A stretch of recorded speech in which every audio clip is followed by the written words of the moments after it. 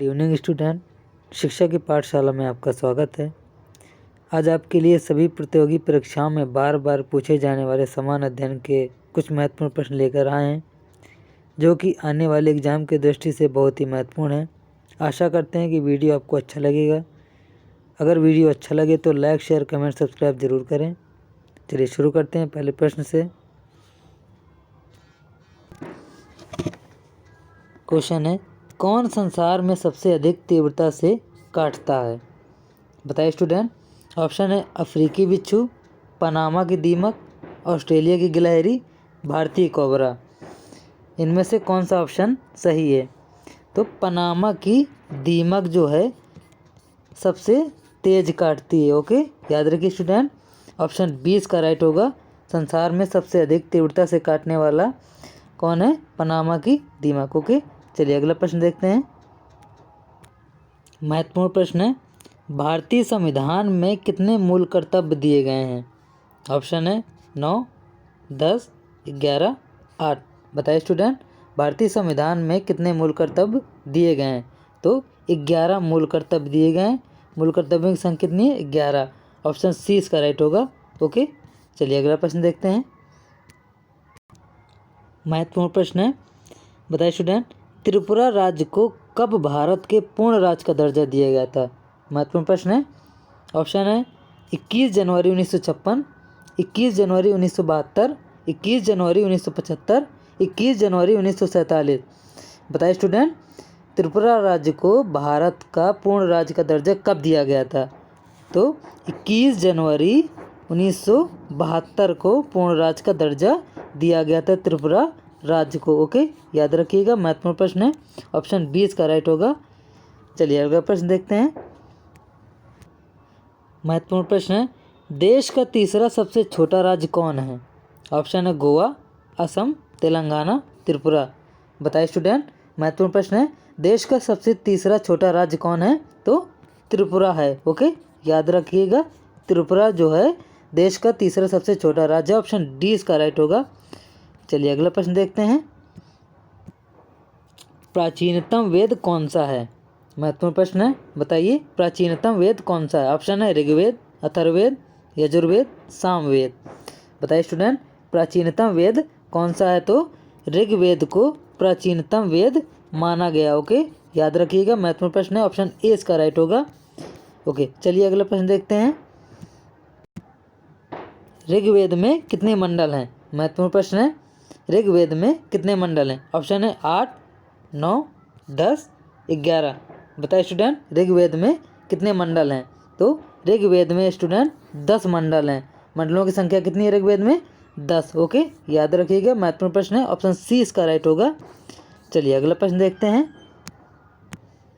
ऋग्वेद में कितनी सूक्तियाँ हैं? बताइए स्टूडेंट, ऋग्वेद में सूक्तियों की संख्या कितनी है? ऑप्शन है 1027, 1028, 1029, 1030। महत्वपूर्ण प्रश्न है, बताइए स्टूडेंट, ऋग्वेद में सूक्तियों की संख्या कितनी है? तो 1028 है। ओके, याद रखिएगा, महत्वपूर्ण प्रश्न है, ऋग्वेद में सूक्तियों की संख्या कितनी है? 1028। ऑप्शन 20 का राइट होगा।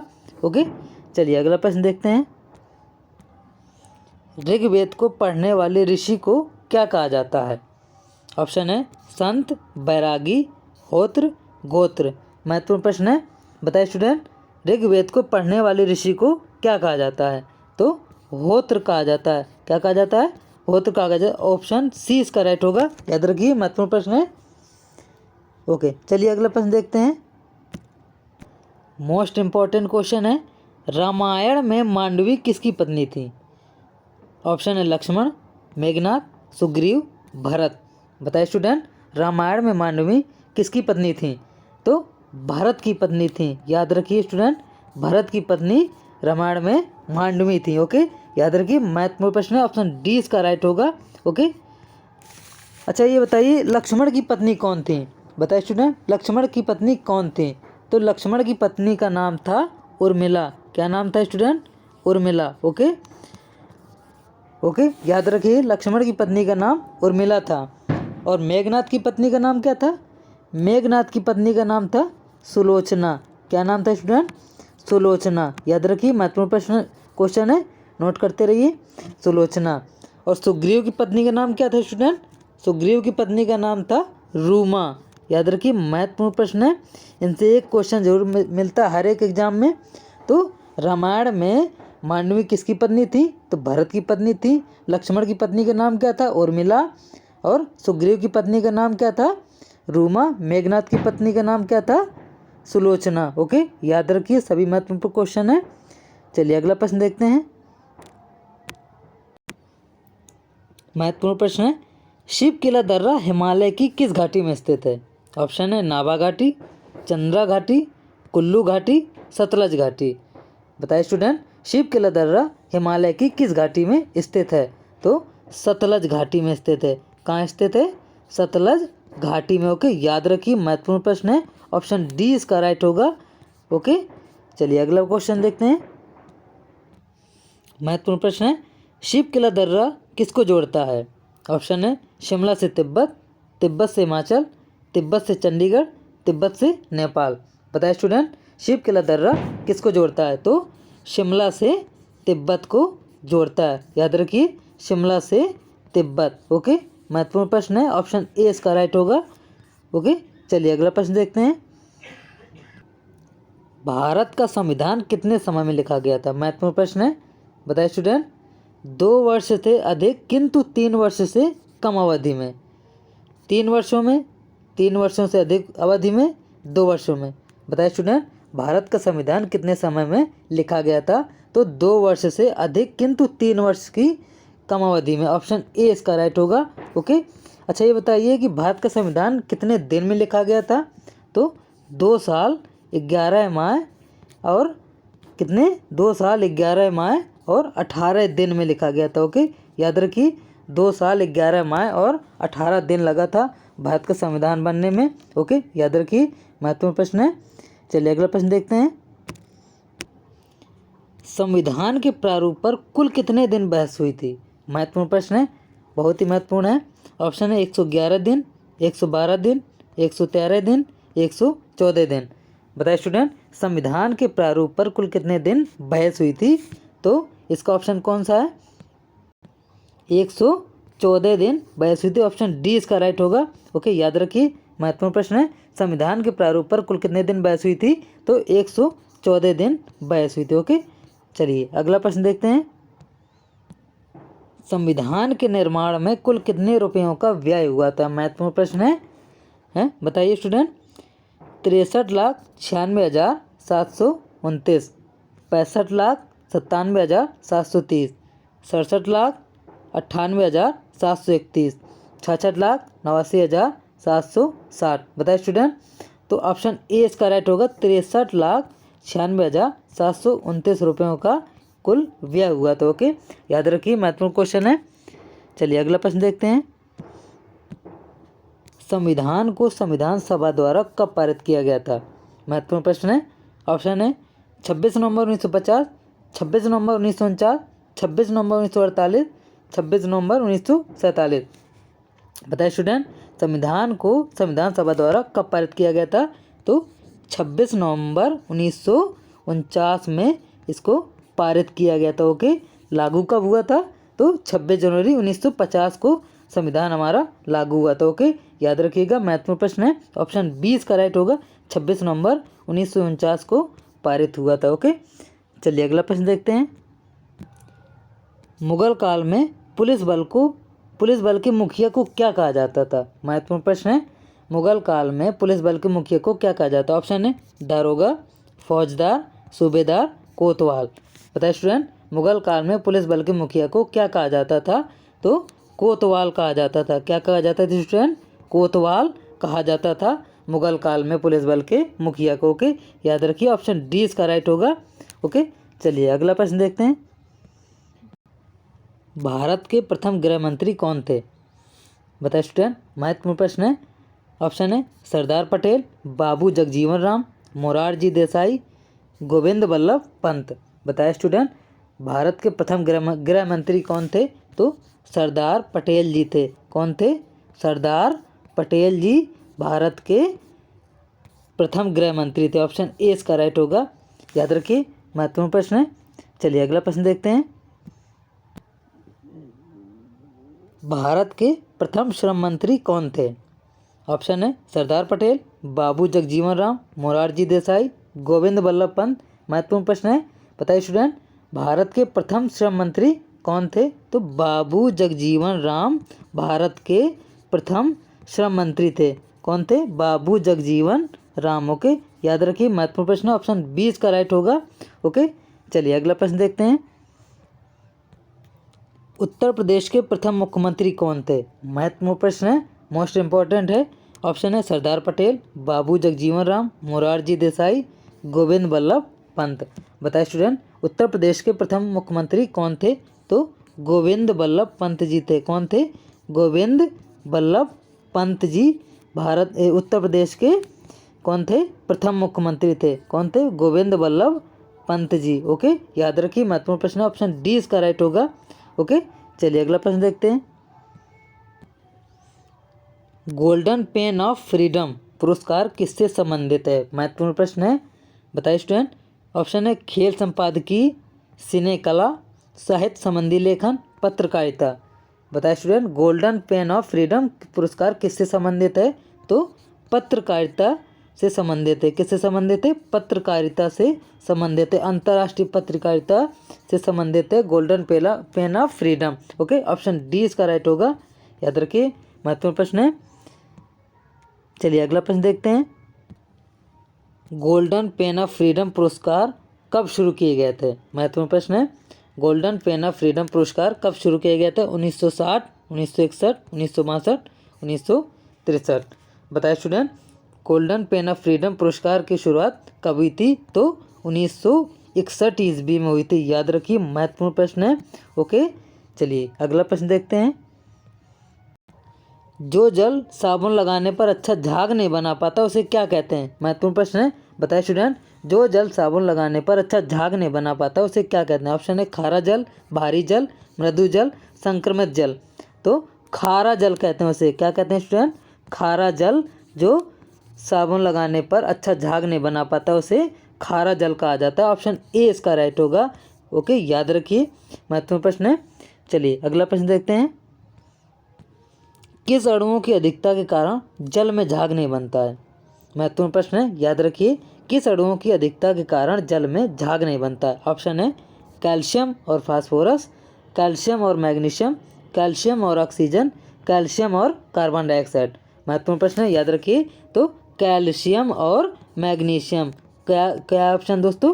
कैल्शियम और मैग्नीशियम। ओके, याद रखिए ऑप्शन इसका बी राइट होगा, कैल्शियम और मैग्नीशियम। महत्वपूर्ण प्रश्न है, किस अणुओं की अधिकता के कारण जल में झाग नहीं बनता है? तो कैल्शियम और मैग्नीशियम की अधिकता के कारण जल में झाग नहीं बनता। ओके, चलिए अगला प्रश्न देखते हैं। महात्मा गांधी भारतीय राष्ट्रीय कांग्रेस के अध्यक्ष किस वर्ष बने थे? महत्वपूर्ण प्रश्न है, महात्मा गांधी जी भारतीय राष्ट्रीय कांग्रेस के अध्यक्ष किस वर्ष बने थे? ऑप्शन है 1923, 1924, 1925, 1922। महत्वपूर्ण प्रश्न है, तो 1924 में बने थे। जब बेलगांव अधिवेशन हुआ था तब महात्मा गांधी जी को भारतीय राष्ट्रीय कांग्रेस का अध्यक्ष बनाया गया था। ओके, याद रखिए बेलगांव अधिवेशन। तो बेलगांव अधिवेशन 40वां बेलगांव अधिवेशन हुआ था, तो इनको महात्मा गांधी जी को भारतीय राष्ट्रीय कांग्रेस का अध्यक्ष चुना गया था। ओके, याद रखिए। चलिए अगला प्रश्न देखते हैं। भारतीय राष्ट्रीय कांग्रेस के 40वें अधिवेशन के अध्यक्ष कौन चुने गए थे? महत्वपूर्ण प्रश्न है, अबुल कलाम आज़ाद, मौलाना मोहम्मद अली, देश बंधु चित्तरंजन दास, महात्मा गांधी। अभी पिछले क्वेश्चन में बताया, तो महात्मा गांधी जी को चुना गया था। किनको चुना गया था? महात्मा गांधी जी को 40वें अधिवेशन का अध्यक्ष चुना गया था। 40वां अधिवेशन कब हुआ था? तो 1924 ईस्वी में हुआ था। ओके, याद रखिए कहाँ हुआ था? बेलगांव में हुआ था। ओके, ऑप्शन डी इसका राइट होगा। ओके, चलिए अगला प्रश्न देखते हैं। भारतीय राष्ट्रीय कांग्रेस का 40वां अधिवेशन कहाँ हुआ था? ऑप्शन है दिल्ली, गया, कानपुर, बेलगांव। महत्वपूर्ण प्रश्न है, तो कहाँ हुआ था स्टूडेंट? बेलगांव में हुआ था। कहाँ हुआ था? बेलगांव में हुआ था। ओके, याद रखिए महत्वपूर्ण प्रश्न है, ऑप्शन डी इसका राइट होगा। ओके, कब हुआ था? तो 1924 में हुआ था, और इसके अध्यक्ष कौन थे? महात्मा गांधी जी। ओके, याद रखिए। चलिए अगला प्रश्न देखते हैं। क्वेश्चन है भारतीय राष्ट्रीय कांग्रेस के 39वें अधिवेशन के अध्यक्ष कौन थे? महत्वपूर्ण प्रश्न है, याद रखिए। ऑप्शन है अबुल कलाम आज़ाद, मौलाना मोहम्मद अली, देश बंधु चित्तरंजन दास, महात्मा गांधी। बताइए स्टूडेंट, भारतीय राष्ट्रीय कांग्रेस के 39वें अधिवेशन के अध्यक्ष कौन थे? तो मौलाना मोहम्मद अली जी थे। कौन थे? मौलाना मोहम्मद अली थे। ओके, याद रखिए ऑप्शन बी इसका राइट होगा। ओके, याद रखिए। ओके, चलिए अगला प्रश्न देखते हैं। भारतीय राष्ट्रीय कांग्रेस का 39वां अधिवेशन कब हुआ था? महत्वपूर्ण प्रश्न है, याद रखिए। भारतीय राष्ट्रीय कांग्रेस का 39वां अधिवेशन कब हुआ था? ऑप्शन है 1923, 1924, 1925, 1922। तो 1923 में हुआ था भारतीय राष्ट्रीय कांग्रेस का 39वां अधिवेशन। इसके अध्यक्ष कौन थे? तो मौलाना मोहम्मद अली थे। ओके, याद रखिए। और ये कहाँ हुआ था? तो काकीनाडा में हुआ था। ओके, याद रखिए कहाँ हुआ था? काकीनाडा में हुआ था। ओके, याद रखिए काकीनाडा में 39वां अधिवेशन हुआ था और 1923 में हुआ था। इसके अध्यक्ष कौन थे? मौलाना मोहम्मद अली। कब हुआ था? तो 1923 ईस्वी में हुआ था। ऑप्शन ए इसका राइट होगा। चलिए अगला प्रश्न देखते हैं। भारतीय राष्ट्रीय कांग्रेस का 39वां अधिवेशन कहाँ हुआ था? अभी जस्ट क्वेश्चन बताया कि भारतीय राष्ट्रीय कांग्रेस का 39वां अधिवेशन कहाँ हुआ था, तो ऑप्शन बी इसका राइट होगा। काकीनाडा में हुआ था। कहाँ हुआ था? काकीनाडा में हुआ था। ओके, याद रखिए महत्वपूर्ण प्रश्न है, काकीनाडा में हुआ था। ऑप्शन बी इसका राइट होगा। ओके, चलिए अगला प्रश्न देखते हैं। भारतीय राष्ट्रीय कांग्रेस का 38वां अधिवेशन कब हुआ था? महत्वपूर्ण प्रश्न है, भारतीय राष्ट्रीय कांग्रेस का 38वां अधिवेशन कब हुआ था? तो बताइए स्टूडेंट, 1923, 1924, 1925, 1922। बताइए स्टूडेंट कब हुआ था? तो 1922 ईस्वी में भारतीय राष्ट्रीय कांग्रेस का 38वां अधिवेशन हुआ था। ओके, याद रखिए। और 38वां अधिवेशन कहाँ हुआ था ये भी पूछता है, तो गया में हुआ था। और पूछता है कि भारतीय राष्ट्रीय कांग्रेस का 38वें अधिवेशन के अध्यक्ष कौन थे? तो देश बंधु चित्तरंजन दास जी थे। कौन थे? देश बंधु चित्तरंजन दास जी थे। ओके, याद रखिए देश बंधु जी थे। ओके, महत्वपूर्ण प्रश्न है, याद रखिए 1922। ऑप्शन डी इसका राइट होगा। याद रखिए। चलिए अगला प्रश्न देखते हैं।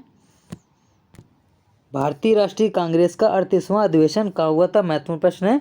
तो अभी बताया है कि भारतीय राष्ट्रीय कांग्रेस का 38वां अधिवेशन कहाँ हुआ था? बताइए स्टूडेंट, तो गया में हुआ था। ऑप्शन बी इसका राइट होगा। ओके, याद रखिए गया में हुआ था 38वां अधिवेशन। और इसके अध्यक्ष कौन थे? तो देश बंधु चित्तरंजन दास जी थे। कौन थे? देश बंधु चित्तरंजन दास जी थे। कौन थे? देश बंधु चित्तरंजन दास जी थे। ओके, याद रखिए महत्वपूर्ण प्रश्न है। चलिए अगला प्रश्न देखते हैं। भारतीय राष्ट्रीय कांग्रेस के 38वें अधिवेशन के अध्यक्ष कौन थे? महत्वपूर्ण प्रश्न है। ऑप्शन है अबुल कलाम आज़ाद, मौलाना मोहम्मद अली, देश बंधु चित्तरंजन दास, महात्मा गांधी।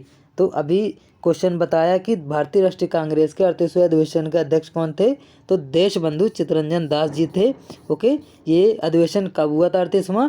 तो 1922 ईस्वी में हुआ था। ओके, याद रखिए कहाँ हुआ था? तो गया में हुआ था। याद रखिए महत्वपूर्ण प्रश्न है, इनसे हमेशा क्वेश्चन में पूछा जाता है। ओके, एक ना एक प्रश्न जरूर आता है। चलिए अगला प्रश्न देखते हैं। भारतीय राष्ट्रीय कांग्रेस का 41वां अधिवेशन कब हुआ था? महत्वपूर्ण प्रश्न है, याद रखिए भारतीय राष्ट्रीय कांग्रेस का 41वां अधिवेशन कब हुआ था? ऑप्शन 1923, 1924, 1925, 1922। तो 1925 ईस्वी में भारतीय राष्ट्रीय कांग्रेस का 41वां अधिवेशन हुआ था। ऑप्शन सी इसका राइट होगा। ओके, क्वेश्चन पूछता है कि भारतीय राष्ट्रीय कांग्रेस का जो 41वां अधिवेशन था, तो उसके अध्यक्ष कौन थे? तो सरोजनी नायडू जी थी। कौन थी? सरोजनी नायडू जी। ओके, याद रखिए सरोजनी जी थी। ओके, इसकी अध्यक्ष। तो ये कहाँ हुआ था 41वां अधिवेशन? तो कानपुर में हुआ था। कहाँ हुआ था स्टूडेंट? तो कानपुर में हुआ था। याद रखिए। ओके, महत्वपूर्ण प्रश्न है। चलिए अगला प्रश्न देखते हैं। भारतीय राष्ट्रीय कांग्रेस का 41वां अधिवेशन कहाँ हुआ था? तो अभी बताया जस्ट क्वेश्चन में, तो कानपुर में हुआ था। कहाँ हुआ था स्टूडेंट? कानपुर में हुआ था। ऑप्शन सी इसका राइट होगा। याद रखिए महत्वपूर्ण प्रश्न है। ओके, चलिए अगला प्रश्न देखते हैं। भारतीय राष्ट्रीय कांग्रेस के 41वें अधिवेशन के अध्यक्ष कौन थे? महत्वपूर्ण प्रश्न है, याद रखिए मौलाना अबुल कलाम आज़ाद, मोहम्मद अली, देश बंधु चित्तरंजन दास, महात्मा गांधी। बताए स्टूडेंट, भारतीय राष्ट्रीय कांग्रेस के 41वें अधिवेशन के अध्यक्ष कौन थे? तो कौन थे? बताए स्टूडेंट? सरोजनी नायडू जी थी। ऑप्शन डी इसका गलत है। क्या हुआ? सरोजनी नायडू जी। ओके, याद रखिए सरोजनी नायडू जी थी। कौन थी स्टूडेंट? सरोजनी नायडू जी थी 41वें अधिवेशन की अध्यक्ष। ओके, याद रखिए, महत्वपूर्ण प्रश्न है। ओके, ऑप्शन में थोड़ा गलती हो गई, माफ़ी चाहता हूँ। चलिए अगला प्रश्न देखते हैं। वेदों का गद्य प्रकरण क्या कहलाता है? महत्वपूर्ण प्रश्न है, बताइए स्टूडेंट। संहिता, ब्राह्मण, आरण्यक, उपनिषद। वेदों का जो गद्य प्रकरण है क्या कहलाता है? बताइए स्टूडेंट, महत्वपूर्ण प्रश्न है। तो ब्राह्मण कहलाता है। क्या कहलाता है स्टूडेंट? तो ब्राह्मण कहलाता है। वेदों का जो गद्य प्रकरण है उसे ब्राह्मण के नाम से जाना जाता है। ओके, महत्वपूर्ण प्रश्न है, याद रखिए। चलिए अगला प्रश्न देखते हैं। लाल बहादुर शास्त्री स्टेडियम कहाँ स्थित है? ऑप्शन है नई दिल्ली में, हैदराबाद, इलाहाबाद, कानपुर। बताए स्टूडेंट, लाल बहादुर शास्त्री स्टेडियम कहाँ स्थित है? तो हैदराबाद में स्थित है। कहाँ स्थित है स्टूडेंट? हैदराबाद में स्थित है। Okay, Hyderabad. Okay, option B इसका राइट होगा। हैदराबाद में लाल बहादुर शास्त्री स्टेडियम स्थित है। ओके, याद रखिए। और लाल बहादुर शास्त्री स्टेडियम को फतेह मैदान के नाम से भी जाना जाता है। याद रखिए, नोट करिए, बहुत ही इम्पोर्टेंट है। कभी कभी पूछ देता है कि फतेह मैदान के नाम से किस स्टेडियम को जाना जाता है? तो लाल बहादुर शास्त्री स्टेडियम को। ओके, चलिए अगला प्रश्न देखते हैं। लाल बहादुर शास्त्री स्टेडियम का नाम किस वर्ष बदला गया था? बताइए स्टूडेंट, लाल बहादुर शास्त्री स्टेडियम का नाम किस वर्ष बदला गया था? महत्वपूर्ण प्रश्न है। ऑप्शन है 1966, 1967, 1968, 1979। बताइए स्टूडेंट, किस वर्ष बदला था? तो ऑप्शन बी इसका राइट होगा। 1967 ईस्वी में बदला गया था। ऑप्शन बी इसका राइट है। ओके, चलिए अगला प्रश्न देखते हैं। आवृत्ति का मात्रक क्या है? महत्वपूर्ण प्रश्न है, याद रखिए। आवृत्ति का मात्रक क्या है? ऑप्शन है हर्ट्ज, नॉट, रिएक्टर, मैक। बताइए स्टूडेंट, हर्ट्ज का आवृत्ति का मात्रक क्या है? तो ऑप्शन ए इसका राइट होगा। हर्ट्ज जो है आवृत्ति का मात्रक है। ओके, याद रखिए, हर्ट्ज आवृत्ति का मात्रक है। चलिए अगला प्रश्न देखते हैं। भूकंप की तीव्रता का पैमाना क्या है? महत्वपूर्ण प्रश्न है, बताइए स्टूडेंट। भूकंप की तीव्रता का पैमाना क्या है? ऑप्शन है हर्ट्ज, नॉट, रिएक्टर, मैक। बताइए स्टूडेंट, भूकंप की तीव्रता का पैमाना क्या है? तो रिएक्टर पैमाने से भूकंप की तीव्रता का मापन किया जाता है। महत्वपूर्ण प्रश्न है, याद रखिए। ऑप्शन सी इसका राइट होगा, याद रखिए। चलिए अगला प्रश्न देखते हैं। भारतीय फुटबॉल की किस राष्ट्रीय प्रतियोगिता का आरंभ 1945 ईस्वी में हुआ था? महत्वपूर्ण प्रश्न है, याद रखिए। कब हुआ था? 1945 में हुआ था। तो सही राष्ट्रीय प्रतियोगिता का आरंभ 1945 में कब हुआ था? तो किसका हुआ था? बताइए स्टूडेंट। ऑप्शन है डूरंड कप, सीजर्स कप, संतोष ट्रॉफी, डीसीएम कप। तो डीसीएम कप जो है इसका आरंभ 1945 में हुआ था। कब हुआ था? 1945 में हुआ था। याद रखिए, डीसीएम कप का आरंभ हुआ था। डीसीएम कप का आरंभ 1945 ईस्वी में हुआ था। ओके, याद रखिए, महत्वपूर्ण प्रश्न है।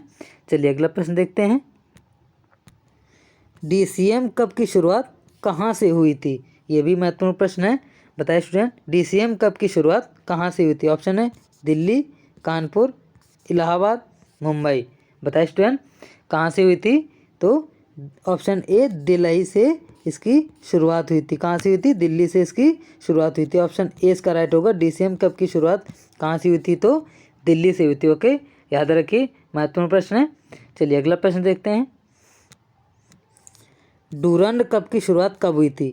महत्वपूर्ण प्रश्न है, बताइए स्टूडेंट। डूरंड कप की शुरुआत कब हुई थी? तो ऑप्शन है 1941 ईस्वी, 1942 ईस्वी, 1888, 1887। तो 1888 ईस्वी में डूरंड कप की शुरुआत हुई थी। महत्वपूर्ण प्रश्न है, याद रखिए स्टूडेंट। ऑप्शन सी इसका राइट होगा। 1888 ईस्वी में डूरंड कप की शुरुआत हुई थी। चलिए अगला प्रश्न देखते हैं। संतोष ट्रॉफी की शुरुआत कब हुई थी? महत्वपूर्ण प्रश्न है, संतोष ट्रॉफी की शुरुआत कब हुई थी? ऑप्शन है 1941, 1942, 1888, 1887। तो 1941 ईस्वी में डूरंड कप की संतोष ट्रॉफी की शुरुआत हुई थी। सॉरी दोस्तों, संतोष ट्रॉफी की शुरुआत कब हुई थी? तो 1941 ईस्वी में हुई थी। ओके स्टूडेंट, याद रखिए। चलिए अगला प्रश्न देखते हैं। स्टूडेंट, यदि वीडियो आपको अच्छा लगा हो तो लाइक कर दें, सब्सक्राइब कर दें, बेल आइकन भी दबा दें ताकि हमारी नोटिफिकेशन आपको समय से पहले पहुंच जाए। ओके, चलिए धन्यवाद।